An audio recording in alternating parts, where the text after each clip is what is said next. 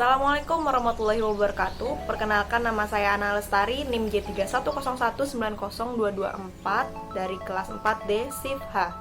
Di sini saya akan melaksanakan praktikum penilaian konsumsi pangan dengan topik utama yaitu Household Food Record. Nah, Household Food Record merupakan metode penilaian konsumsi pangan di tingkat rumah tangga. Prinsip dari metode Household Food Record ini yaitu di mana responden mencatat makanan yang dikonsumsi semua anggota keluarga dalam sebuah formulir pencatatan rumah tangga yang sudah disediakan oleh peneliti. Nah, untuk lebih jelasnya kita akan masuk langsung ke proses wawancara metode Household Food Record. Assalamualaikum, selamat siang Mbak. Waalaikumsalam, siang. Perkenalkan, nama saya Ana Lestari, saya dari jurusan Gizi Universitas Muhammadiyah Surakarta. Di sini saya ingin mewawancara Mbak terkait metode Household Food Record. Sebelumnya apakah Mbak bersedia untuk saya wawancarai? Iya, saya bersedia. Apa boleh saya tahu nama Mbak siapa? Nama saya Nita Sari. Oh iya, Mbak Nita ya. Iya. Mbak Nita, di sini saya ingin mengetahui jumlah atau asupan makan keluarga Mbak selama 3 hari ke depan. Di sini metode yang saya pakai yaitu metode Household Food Record. Nah, jadi metode ini merupakan metode pencatatan makanan untuk menilai konsumsi pangan tingkat rumah tangga. Iya. Nah, jadi prinsip dari metode ini juga tuh mencatat makanan yang dikonsumsi oleh semua anggota keluarga ke dalam form. Nah, jadi nanti tuh di form ini terdapat beberapa tabel-tabel yang nanti akan Mbak isi secara mandiri selama 3 hari. Di mana di sini terdapat tabel yang pertama yaitu ada tabel jumlah anggota keluarga yang mengkonsumsi. Jadi misal keluarganya Mbak yang mengkonsumsi makanan yang Mbak buat nih dalam sehari itu berapa orang. Misalnya ada tamu juga bisa dimasukkan di sini. Oh. Nah, kemudian tabel yang kedua itu deskripsi makanan dan metode pengolahan. Misalnya Mbak masak tempe mendoan. Nah, tempe mendoannya itu digoreng. Itu berarti tempe mendoan goreng kayak gitu. Jadi ditambahkan metode masaknya digoreng, dipanggang atau dikukus seperti itu. Oh, iya. Kemudian pada saat semua makanan yang udah jadi itu Mbak bisa mengira-ngira dengan ukuran rumah tangga berat makanannya. Misalnya nasi 1 bakul seperti itu, atau misalnya sayur 1 mangkuk seperti itu, bisa Mbak isikan di bagian berat makanan yang disajikan.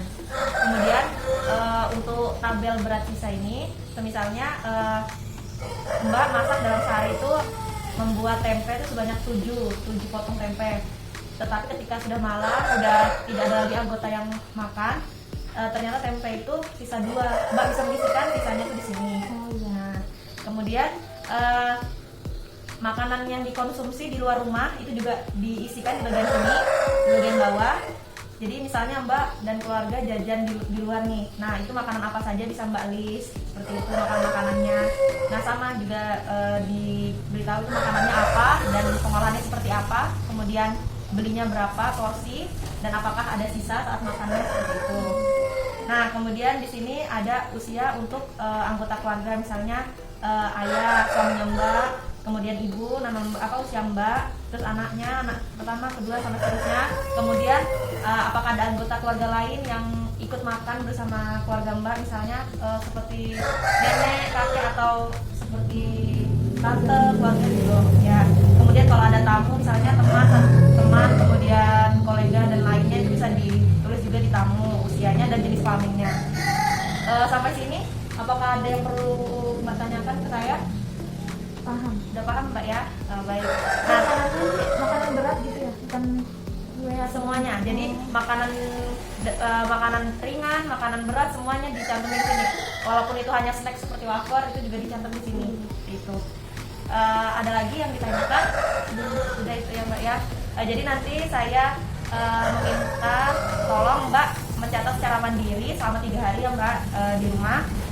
Kemudian nanti setelah semua data makanan yang selama 3 hari Mbak catat itu sudah terkumpul, nanti saya akan datang kembali untuk mereview, melihat lagi. Ya. Baik, mungkin itu saja dari saya. Terima kasih Mbak atas kesediaannya. Mbak bisa ambil ini formnya. Terima kasih ya Mbak.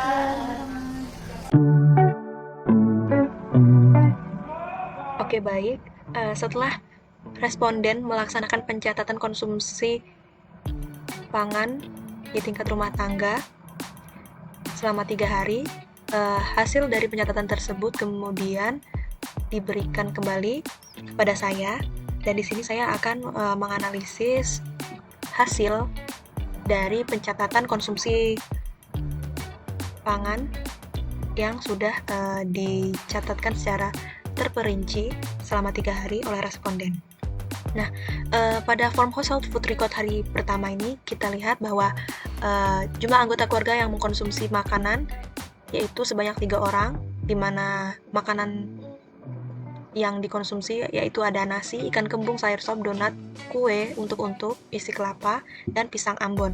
Kemudian, makanan yang dikonsumsi di luar rumah yaitu soto Banjar sebanyak 3 mangkok dan juga dikonsumsi oleh 3 anggota keluarga. Nah, untuk nasinya sendiri di sini menyisakan berat 1 piring, sehingga berat makanan yang dikonsumsi yaitu 1000 gram.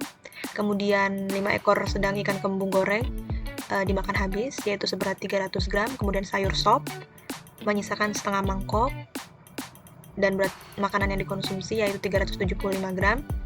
Dan untuk donat dan kue untuk serta pisang Ambon juga tidak bersisa, di mana donat dimakan sebanyak 90 gram, kemudian kue untuk isi kelapa 160 gram, dan pisang Ambon 300 gram. Nah, untuk konsumsi makanan per orang ini didapatkan dari perhitungan main value yang nanti akan dibahas setelah form household food record ini. Nah, selanjutnya untuk ayahnya, dari ayah atau kepala keluarga dari keluarga ini yaitu berusia 29 tahun, ibunya 28 tahun, dan memiliki anak 1 dengan usia 3 tahun dan berjenis kelamin laki-laki. Di sini tidak ada anggota keluarga lain maupun tamu yang ikut mengkonsumsi makanan dari keluarga responden. Nah, untuk form household food record di hari kedua, jumlah anggota keluarga yang mengkonsumsi masih sama, yaitu 3 orang, di mana di sini responden memasak nasi, kemudian daging rendang, ikan tongkol, telur goreng atau telur ceplok, kemudian tumis teri, asin kuah asam, kemudian tumis buncis tempe, risoles, seblak, dan mengkonsumsi pisang Ambon. Nah, untuk makanan yang dikonsumsi di luar rumah tidak ada. Di sini dapat kita ketahui bahwa nasi masih menyisakan setengah sangku, beratnya 600 gram yang dikonsumsi totalnya. Kemudian daging rendang menyisakan 2 potong daging, yaitu berat konsumsi yang dimakan berarti 160 gram. Kemudian ikan tongkol 1,5 potong yang masih sisa, sehingga berat makanan yang dikonsumsi 90 gram. Kemudian telur ceplok menyisakan setengah butir, berat makanan yang konsumsinya 30 gram. Kemudian tumis teri asin kuahnya menyisakan 1 piring kecil, berat yang dikonsumsi yaitu 30 gram. Kemudian untuk tumis buncis tempe ini menyisakan 1 piring kecil, berat yang dimakan 210 gram. Kemudian risoles tidak menyisakan, jadi total yang dimakan yaitu 500 gram. Kemudian seblak 1 mangkok menyisakan setengah mangkok, itu berat yang dimakan keseluruhannya berarti 175 gram. Dan pisang Ambon sebanyak 3 buah tidak bersisa, dan berat total yang dimakan yaitu 300 gram. Nah, pada hari kedua ini juga tidak ada anggota keluarga lain maupun tamu yang ikut makan makanan keluarga responden. Nah, untuk form household food record hari kedua ini, maksudnya hari ketiga ya, ini responden masih dengan jumlah anggota keluarga yang mengkonsumsi sama, yaitu 3 orang. Responden masak nasi, ikan tongkol, bumbu kuning, perkedel jagung, sayur bening, pisang keju, pisang Ambon, dan es kelapa. Di sini makanan yang dikonsumsi di luar rumah tidak ada. Di mana nasinya di sini masih menyisakan 1 piring, ikan tongkolnya menyisakan 1 potong, perkedel jagung menyisakan 2 buah, sayur beningnya tidak bersisa, pisang kejunya tidak bersisa, pisang Ambon tidak bersisa, dan es kelapanya menyisakan 1/4 gelas. Pada hari ketiga ini tidak ada juga anggota keluarga lain atau tamu yang ikut makan masakan keluarga responden. Oke, selanjutnya kita langsung saja menuju ke perhitungan rata-rata konsumsi makan per orang, di mana kita sini menggunakan perhitungan main value. Di sini diketahui bahwa responden yang kita teliti yaitu keluarga dari Tuan MRN, di mana ayahnya berusia 29 tahun, ibunya berusia 28 tahun, dan anaknya 1 orang berusia 3 tahun dan berjenis kelamin laki-laki. Nah, main value untuk ayahnya sendiri yaitu 1, kemudian untuk ibunya 0,9 dan anaknya 0,15 dikarenakan anak laki-laki kurang dari 4 tahun. Nah, total dari main value seluruh anggota keluarganya yaitu 2,05. Nah, selanjutnya di sini kita mencari main value untuk setiap masakan. Kita mencari tahu rata-rata konsumsi per orangnya berapa untuk satu jenis masakan. Nah, yang pertama yaitu di sini di hari pertama ada nasi, di mana ayah rata-rata konsumsinya yaitu 487,8, sedangkan ibu 439 dan anaknya 73,17. Ikan kembung goreng sebanyak 300 gram, di mana rata-rata konsumsi per orang yaitu pertama ayah 146,34, kemudian ibu 131,70 dan kemudian anaknya 21,95.